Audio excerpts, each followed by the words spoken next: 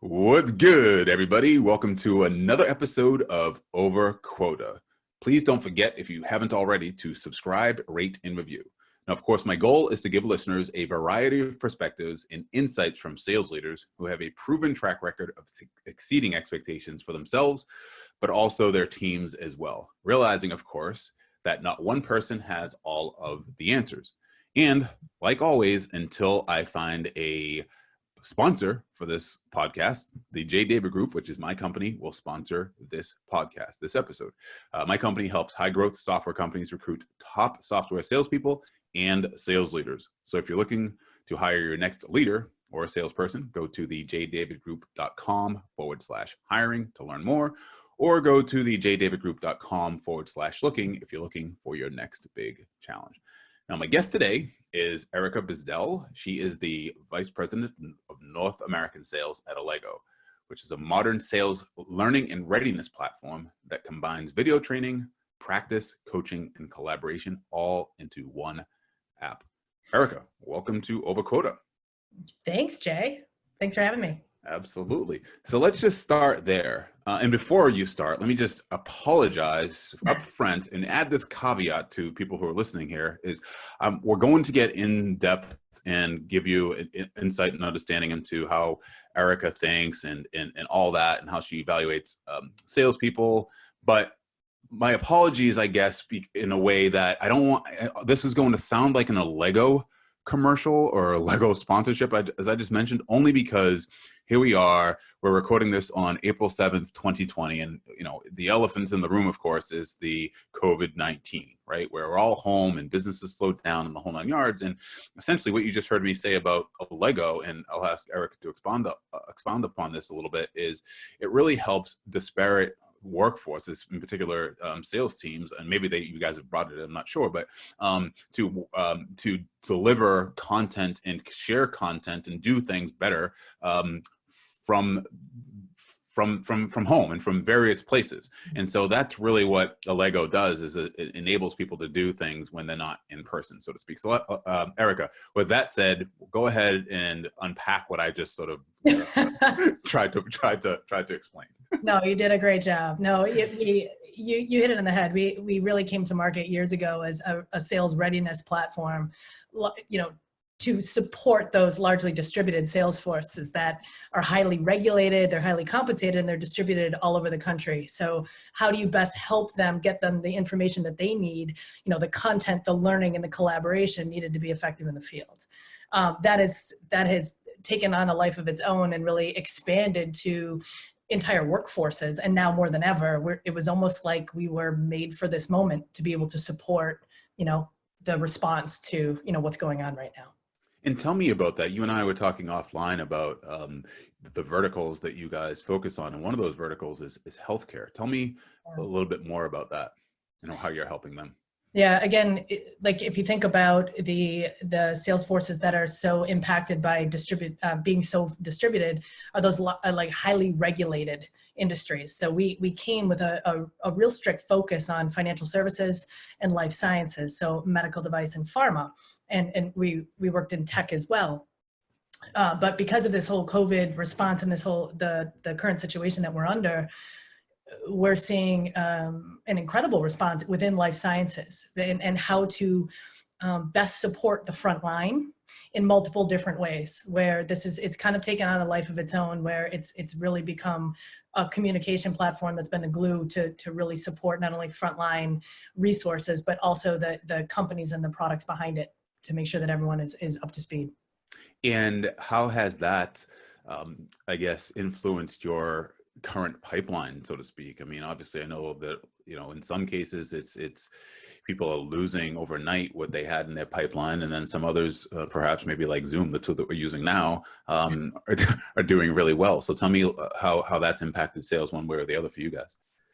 It's been a little bit of both. I would say within financial services, where the markets are just so turbulent right now and chaotic, you are seeing one of two things happen. Either the innovators flooding forward saying, my God, we need this, and we need this in a big way to be able to communicate out to our field quickly and all the dynamic changes.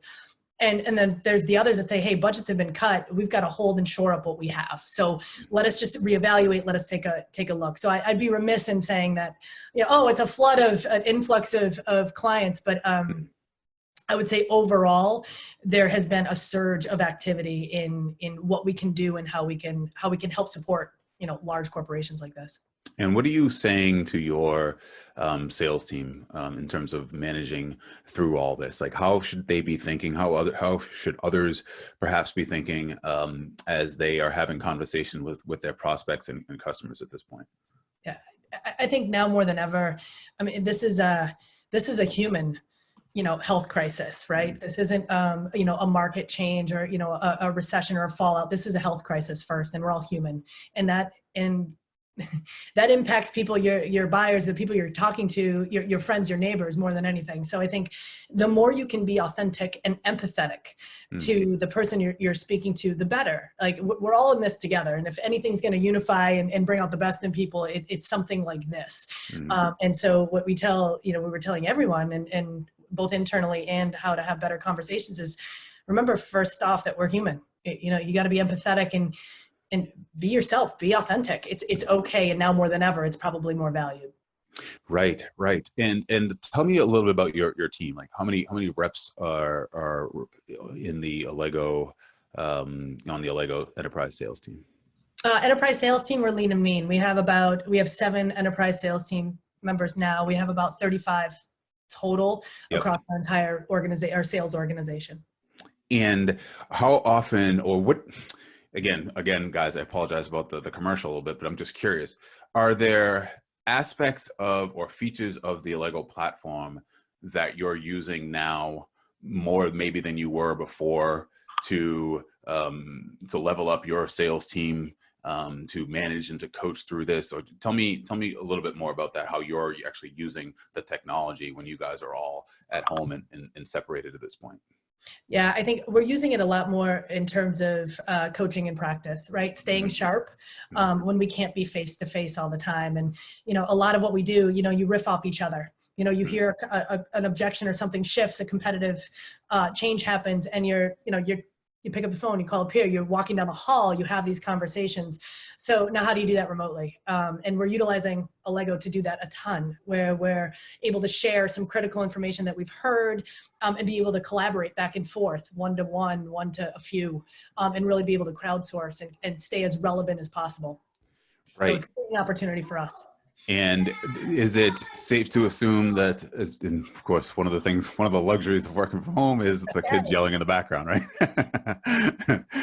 Is it safe to assume that because obviously that of course you're selling this technology, that you've been able to pivot to that more quickly? And if people aren't using Allego, what suggestions do you have for them that may have worked for you either currently now or in the past to make sure that your team is staying focused, that people are continuing to exhibit the right behaviors and the right activities to drive results?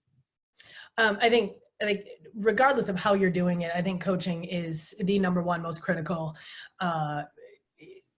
activity that you can do as a leader to drive results, right? Think about athletes, right? The best athletes are the ones that take 1,000 reps, 1,000 swings in the batting cage. The one that continually just practices and has great coaching and mentoring to keep them on track and make the small tweaks that are necessary to be really good.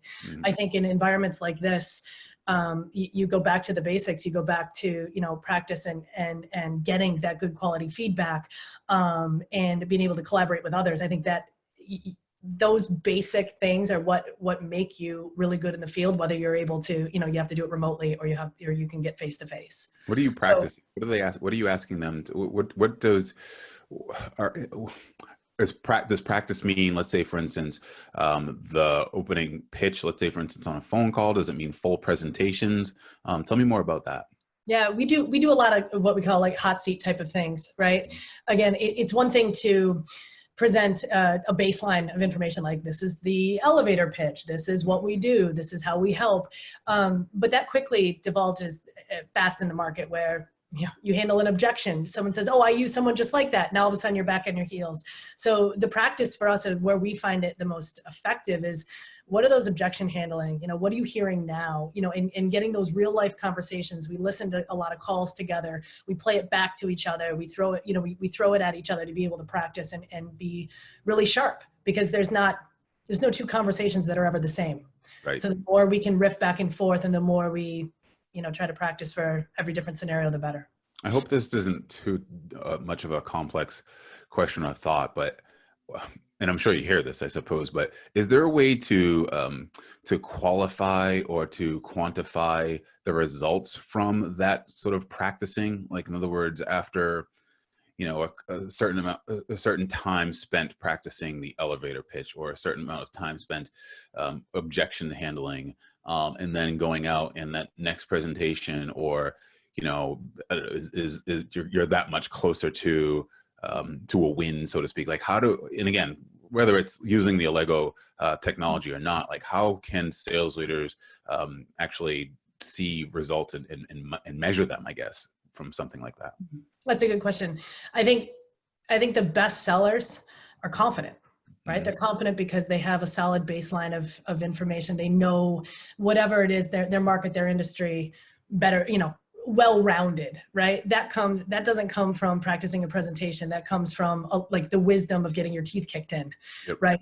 So the more you can practice, the more you can get those at-bats in a comfortable environment with your mentor, with a coach, with a sales trainer, with a peer. The more you get that, the more confident you get, so that when you're going out, you're better positioned to have better conversations. You can hear, you can truly listen and provide value versus, oh my gosh, thinking about what you're going to say next. So how do you see that? You see it in the longer term results. That's more long tail, but you could subjectively see it almost like right away, like within weeks. You get a baseline of information, a baseline, hey, how would you handle this? A baseline conversation. And then you continue to reinforce over a period of time. And 2 weeks, 3 weeks, you have them do it again. You can see it when you're doing ride-alongs, when we can do them again, you can see it. You can see the confidence, you can see the conversations evolving. And I think I care less about what you know, and I care a lot more about what you can articulate, right? And yep. I think the best sellers are the ones that can really engage with someone, can really listen to a client, provide value because they're listening. Yep, that makes sense. And going back to the sports analogy as well, I mean, you can see shoulders slouch at the free throw line when somebody's going through the free throw line that, they don't want to shoot those free throws with no time on the clock, as opposed to someone who, struts up there and is really confident about shooting and scoring, right? Putting the ball in the basket. And that's the same thing with the repetitions from the sales. So I get that. Okay.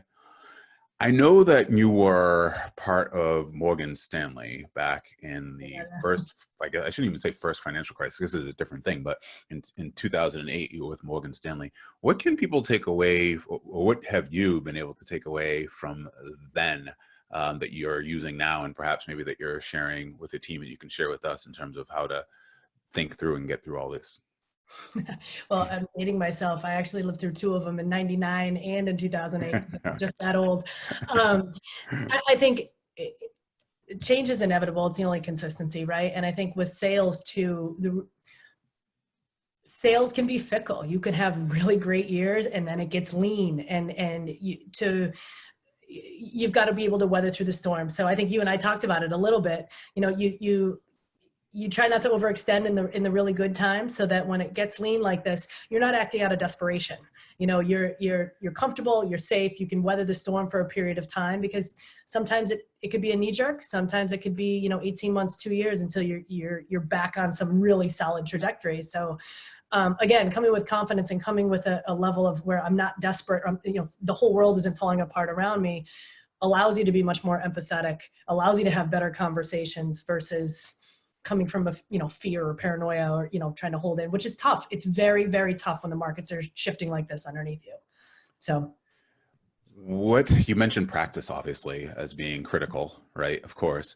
Are there any other activities and behaviors that good, productive sales teams should be doing anyways, but B, certainly now? And then I guess the second part of that question is that, I was talking to somebody, one of my peers, who has her own recruiting company as well, and it's almost as if she was reluctant to, and I am too, frankly, to pick up the phone and to reach out and say, "Hey, are you hiring? And can we help you?" When you would think that the natural response would be like, have you been watching the news? Like, do you know what's going on out there? Like, and it just seems like you're a bit tone deaf, I guess, if you will, if you don't start the conversation with at least acknowledging that, you know, as far as what's going on out there, and then sort of moving forward. So I guess the question is that activities and behaviors that people should be focusing on, and then how do you marry that with, again, starting new conversations in this environment with, you know, budgets being constrained possibly?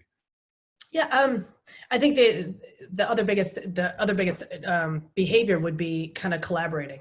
Right now, more than ever, we need to be open with each other, sharing what we know. We're very vertical focused. You know, we take a maniacal focus on certain specific industries. We major and we minor. So there's a lot of best practices and out of industry best practices that are incredibly valuable for everyone else on the team. So the more we collaborate, the more we're sharing, you know, what's working, what's not, what we're hearing, the more powerful we are, because the industry, again, everything it feels like it's shifting every day. So the more open we are, and from a sales team, I mean, if I go back 20 years in my career, I mean, sales was not a collaborative industry. You know, it was cutthroat, and, you know, people would, they you know, shank their mother to get ahead sometimes, you know, so bad analogy. But the more collaborative teams, the more open teams, the one that raise their hand and say, I'm failing and I'm failing fast, or you know, I've been beating my head against the wall, you know, help, you know, has anyone found any success here? Those are the teams that thrive. And I think so, in the ability to be open and vulnerable with each other, ask for help, share best practices, share wins and losses, and then be able to practice and ask for feedback. And those are top behaviors in terms of driving success in any kind of environment. And to your point of asking, I don't think it's tone deaf at all. I think, again, if you approach the conversation with authenticity and a little empathy of, hey, I'm not going to make the assumption that you're completely struggling and you're not hiring at all. How could I better help you? You offer a value outside of just hiring. You know, you're the finger, and you have your finger on the pulse of a market that is always good to understand, and good leaders should always want that valuable information. So I don't think it's tone deaf. I think it's just in the approach. Okay.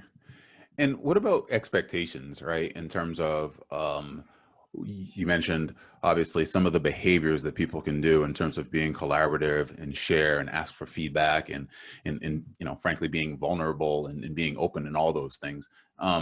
Are there other, like, I guess, are there other sort of behaviors that people should consider when they're, let's say, for instance, I don't know, just straight up struggling? And I guess let me just say this from a leadership perspective. Let's say, for instance, you're a manager or director of sales. Are the expectations the same when when there is an environment like this? In other words, if you have an expectation of somebody closing a certain amount in a particular period of time, are those expectations the same, or are they different? How do you sort of, I guess, think through all that stuff? In terms of the headwinds of what we're facing right now. Yeah. I think the biggest thing is the best leaders are the ones that are able to support you, because, you know, regardless of the market, you're in the trenches, you're gonna get bloodied in the trenches all day long, right? So the best leaders are the ones that bring you back to, they're empathetic to you, they understand what's going on, and they pivot with you, they help you try to see another way through it. Understanding that you got to be honest. I mean, these are tough times, and budgets are getting cut, and some industries are just getting completely decimated. So you've got to be able to have that understanding and say, okay, what can we do? How can we redistribute? Is the best case right now just to shore up these relationships and be a value add? Then maybe that's the best case.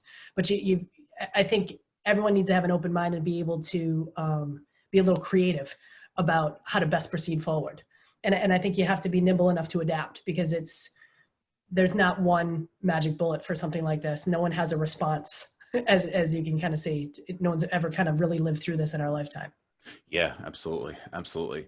And more broadly, you know, we talked about collaboration, we talked about practice.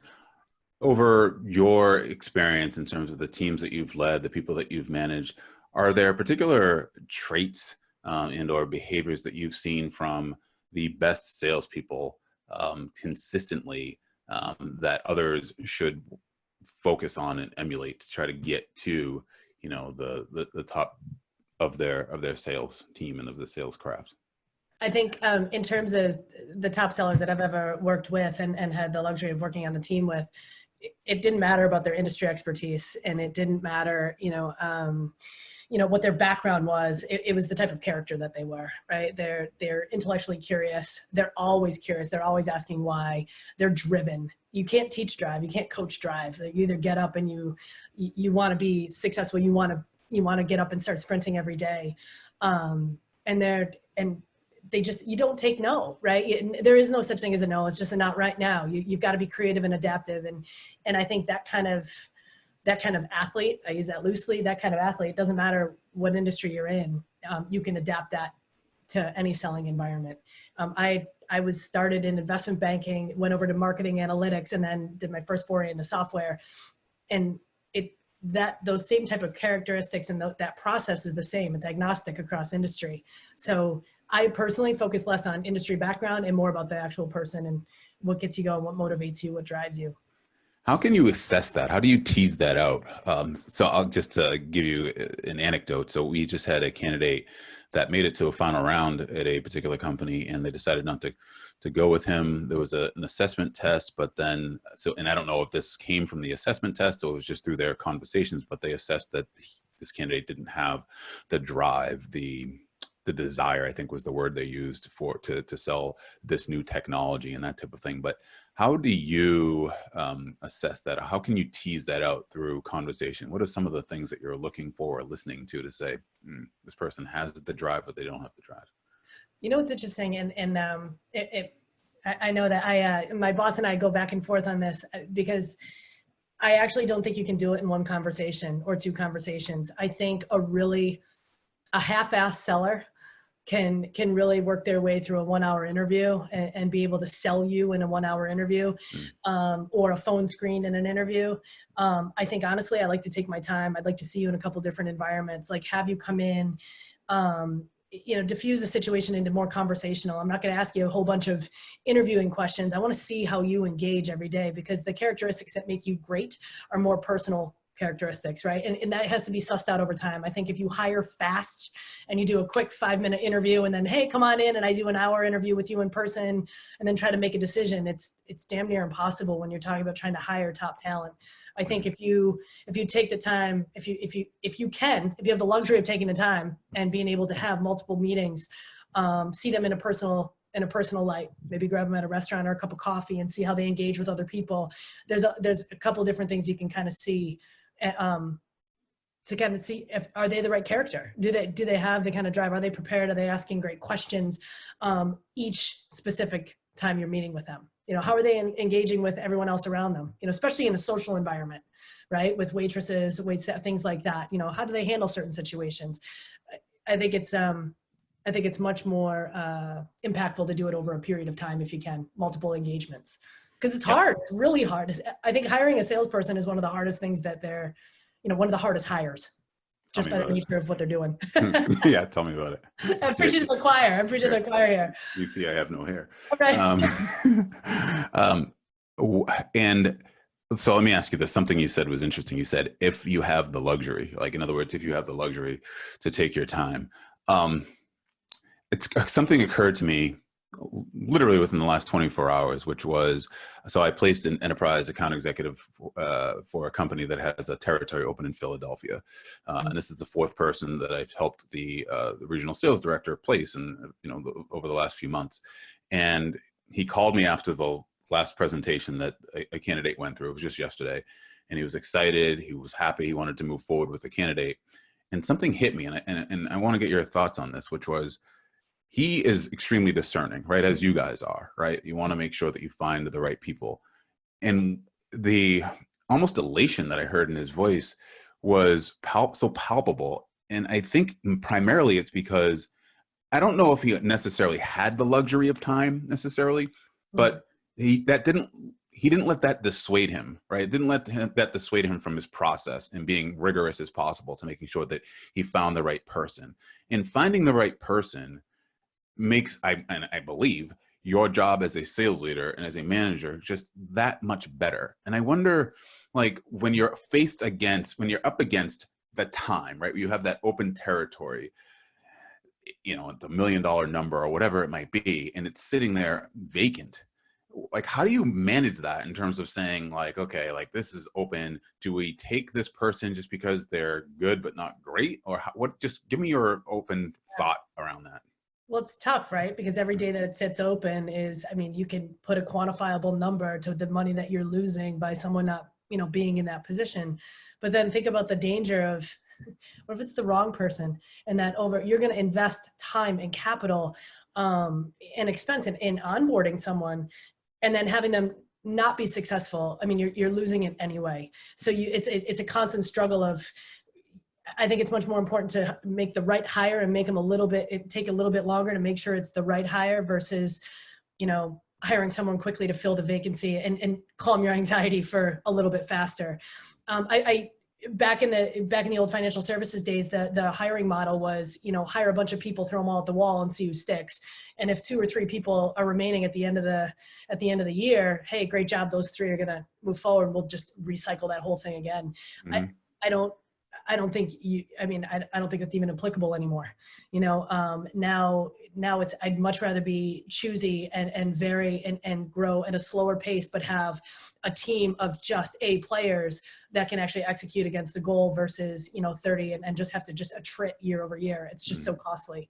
So it's a struggle. It's a constant struggle, especially from a leadership perspective, to know, my God, I've got this hole and I've got to fill it. And it's every day that goes by, you know, it's money potentially lost, but it's bigger. It's such a much bigger loss, and even to morale or to the group dynamic and to the culture of the company if you make a wrong hire, especially in sales.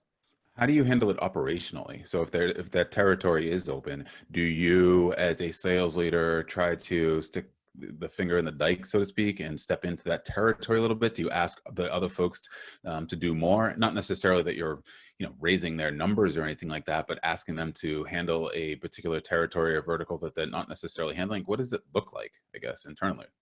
Yeah, it depends on the situation that got you there, right? At times, sometimes I've stepped in and played the rep for a period of time just to band-aid it or be a bridge until the new person is in and ramped up. And then it actually makes for an easier transition, because now you're really intimately involved in the accounts that they're going to be taking over.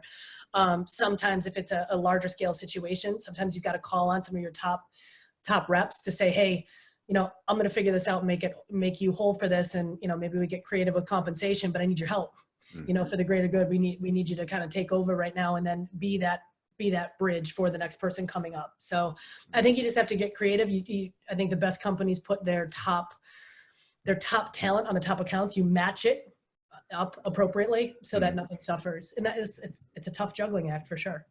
One of the things you just mentioned is interesting when you say put their top talent on the top accounts or the toughest accounts. One of the heartburns, I guess, I hear sometimes from candidates, and I want to validate this because, you know, you probably hear it too as well, where they'll say, you know, I didn't do well because the top accounts were taken, combed over, it's saturated. Like, how do you assess that, I guess, when you're listening to a candidate and having them go through the sales, the interview process, when you hear that, you know, maybe the territories were unfairly aligned and that type of thing? How do we handle it internally, or what's my response? What's your response? Like, how do you separate that from, okay, is this a valid concern? Like, is this a valid challenge this person happened, or have they not been able to demonstrate their ability to turn their territory into something that's valuable or more? My first thought is I mean, there's always validity to that. You can't just say a blanket statement of, well, you should have done something with that. It could have been just a horrendous territory to start with. But to be honest, I mean, that's the nature of sales, right? You've got white space. And if you're a true seller, like, you see white space and that's what you're driving toward. And white space means there's nothing there. Like, a really great salesperson can make something out of it, right? And so if a seller is sitting in front of you saying, you know, it was a horrible territory and the territory planning and everything was already picked over. Well, how creative did you get? What did you do? Did you ask for other ones? Did you go ancillary to the top accounts you really wanted? Like, how creative did you get? Because that shouldn't be It sounds more like an excuse. I'm sorry, than than a valid concern. We've all been in those situations where you're like, well, that stinks. I'm the new one in, and I've got a colder territory. But you've got to build it. That's your job. And that's why I wanted to ask you, and I didn't necessarily want to say it, but that's my initial thought too as well, which is that it's a bit of an excuse. And I guess more to your point is, you're probably listening for like, how are they evaluating it? How are they thinking? Exactly. Like, how are they controlling what they can control in a certain situation where maybe the odds are stacked up a little bit more against them, right? Right. It's more of a, hey, walk me through the territory. Why is it such? Why do you feel it was already picked up? Why was it so cold? Mm-hmm. It could be, you could have the one-offs where, the financial market, you're selling into financial services and the financial markets are just decimated. That's tough. That's really tough. But more often you'll just hear that someone, there was nothing easy. There was no easy layups, and it takes grit to get in there and to get creative and to open some doors. And to be honest, when in startup world, that's what you want. You want to hear the person that goes, yeah, I got the picked over territory. I got something that absolutely no one could open, and this is what I built out of it. That's what you want to hear. Right. Also dovetailing on that a little bit is, like if someone were unfortunately laid off, I often hear, I haven't heard it lately, and who knows, what's going to happen now, but is, I was first, what is it? Last in, first out. Right. So unfortunately I got cut. Tell me, is there validity to that? And let's say, for instance, let's say there's 7 people on the team. And let's say, for instance, that person was there for a year, whereas everybody else had been there for a year plus 2 years or 3 years. Is that a red herring when they say last in, first out, or is there some validity there? I think in the larger companies, I know in the banking industry, last in, you didn't have a chance to really build up a portfolio or something that, was tangible enough to save you. But I would go back to what makes a really great hire. And sometimes if I was picking and choosing, it's not necessarily the last one in should be the first one out. Sometimes it's the veterans that have been there that are they're a little stagnant, or, this new hire's coming in and you're betting the show that this person has the wherewithal to take the company to the next step or the next level versus someone that's been there 5-6 years, tried and true, but been a mediocre player. So I don't think it's necessarily the last in, first out. I think that really depends on, the size of the organization and whether you've been able to prove even a process yet. Right. Okay. Yeah. And to use a sports metaphor again, if you look at Tom Brady, when Drew Bledsoe got hurt, Tom Brady came in and never looked back. Right. And Drew Bledsoe had been in the league for probably 8-9 years at that particular point. And Tom Brady just got there. And of course, the rest is history. Okay. One other thing I want to mention to ask you, I guess, before we wrap, going back to, you were talking about being open, being collaborative, perhaps maybe being vulnerable during, just if a person is struggling with something, that they should share it with the team and get feedback. How comfortable, I guess, should a rep be if they're coming to you with a challenge that they're having, perhaps a shortcoming that on the surface, you wouldn't expect that they would have that challenge, right? In other words, that they should have either learned or have been beyond the particular challenge that they're having, some sort of a struggle or, something that's going on, I don't know, maybe even from a confidence level. Like, how confident should they be coming to an Erika Bzdel with something that they should obviously have mastered at that point? And then how do you address it as the sales leader? Well, what's funny is I think you should always be in a mindset of trying to make yourself better. Mm-hmm. And sometimes even when you've sat at the top spot and been a top performer in any aspect of your role for any period of time, it's always good to go back and get a refresh, right? One of our top producers is always trying to make herself better. And she's the first one to say, you know what, she'll hang up a phone and be like, my discovery was horrendous there. Like 20 years in the industry, 20 years of being a seller and a top producer majority of the time, and yet still can be honest and be like, a first intro call, I should have nailed that. You would think with that kind of tenure, but if you're not practicing, you're not working on things all the time, you know, stuff gets rusty, little parts of your process get rusty, you can always make it better. So I don't think there's ever, I have not seen a situation yet in my career where someone's approached me with anything trying to better themselves in one aspect, whether it's, you know, the work-life balance, or if it's a, you know, territory management or sales process, where it was, where that even that thought crossed my mind. If you're smart enough and have the wherewithal and the confidence to say, hey, you know, I'm failing, I want to fail fast and get better at it. I mean, I think that's welcome no matter what. I don't think there's anything out there that, you know, short of tying your shoes, that you really, you know, you should be afraid to say, hey, I just need some help. You know, I was once really good at this. For some reason, I'm not. Maybe I haven't put enough focus on it. I think that's what makes top producers and top producing teams. So the more you can ask for help, the better. I think drop the ego, leave it at the door. And I'd say that for the interview process as well, guys, which is that, again, just going back to a presentation that just happened recently at one of my clients, there was a question asked by my client during the mock presentation that the answer was, I don't know, right? In other words, there wasn't, the candidate, there's no way the candidate would know the answer to that question. My candidate did the right thing and told, you know, in the mock presentation, I don't know the answer to that question, but I can find somebody that does and I'll get back to you, right? And that's the right answer. And I think, to your point, it's about, you know, understanding that, you know, you're not always going to have the right answers, that you have to be open and honest about what you don't know, and then go seek the information to improve and to get better. And I think that, you know, what Erika just said here is absolutely applicable to the interview process as well. So when you meet her, remember that. I think that's a really good point to bring up. It's not, you know, when we're in an interview process and, you know, on the fly, hey, just give me 30 seconds of why Allego or why XYZ company. I care less about how polished you are and how scripted you are. But what's interesting to me is how you got there, right? What resources did you pull from? Like, who did you go ask? Like, were you creative in ways to get in front of me? You know, I had the most incredible candidate get in front of me through the craziest story, like coming around and using a network. And I'm like, that's the kind of person. He went right above everyone else because I'm like, that's gritty. The process you used was incredible. So ask a lot of questions, be okay to not know the answers and say, I don't know it, pass, but I'll go find out for you. And then follow up with it.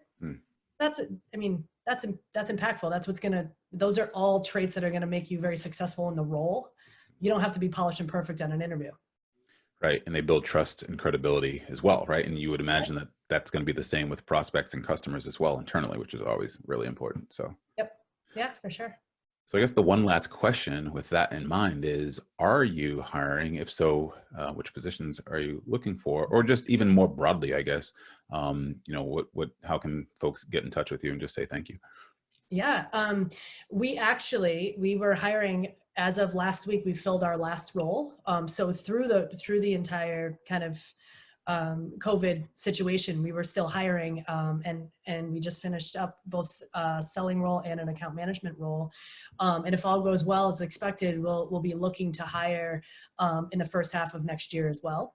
I always like to see the creative ways people get in touch with me. I love it, the way they work through LinkedIn and contacts, and I get intros from people all the time.